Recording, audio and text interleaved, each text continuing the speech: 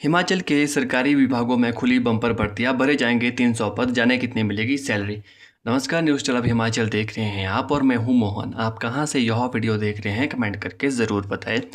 हिमाचल प्रदेश में पंचायती राज संस्थाओं के चुनाव संपन्न होने के बाद सरकारी कामकाज ने फिर से रफ्तार पकड़नी शुरू कर दी है।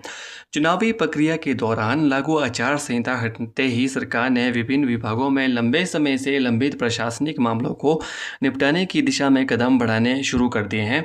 इसी क्रम में लोक निर्माण विभाग PWD में 33 जूनियर इंजीनियरों को पदोन्नत कर असिस्टेंट इंजीनियर बनाया गया है। सरकार की मंजूरी मिलने के बाद इन अधिकारियों को नई जिम्मेदारियां सौंपी जाएगी।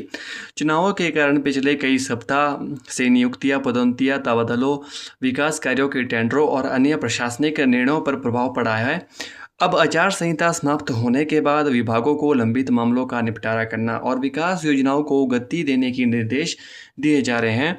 विभिन्न विभागों में भर्ती प्रक्रिया होगी शुरू। सूत्रों के अनुसार प्रदेश सरकार अब विभिन्न विभागों में खाली पड़े पदों को भरने की दिशा में तेजी से काम कर रही है।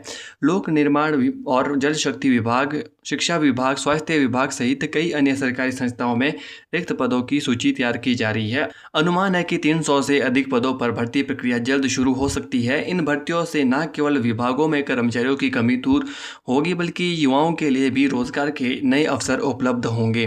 कई विभागों ने पहले ही रिक्तियों से संबंधित प्रस्ताव सरकार को भेज रखे हैं, जिन पर अब आगे कार्रवाई होने की संभावना है।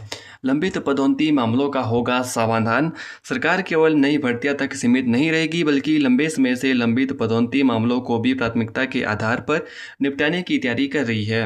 विभिन्न विभागों में पदोन्नति संबंधी फाइलें लंबे समय से लंबित थी, जिन पर अब तेजी से निर्णय लिए जाने की उम्मीद है। लोक निर्माण विभाग में 33 जूनियर इंजीनियरों की पदोन्नति को इसी दिशा में पहला बड़ा कदम माना जा रहा है। इससे विभागीय अधिकारियों और कर्मचारियों में भी उत्साह देखा जा रहा है। चुनाव आचार संहिता के दौरान कई विकास परियोजनाएं कागजी प्रक्रिया तक सीमित रह गई थी। अब लोक निर्माण विभाग, ग्रामीण विकास विभाग और शहरी विकास विभाग की ओर से सड़कों, भवनों और अन्य आधारभूत ढांचा परियोजनाओं से जुड़े टेंडर जारी किए जाएंगे।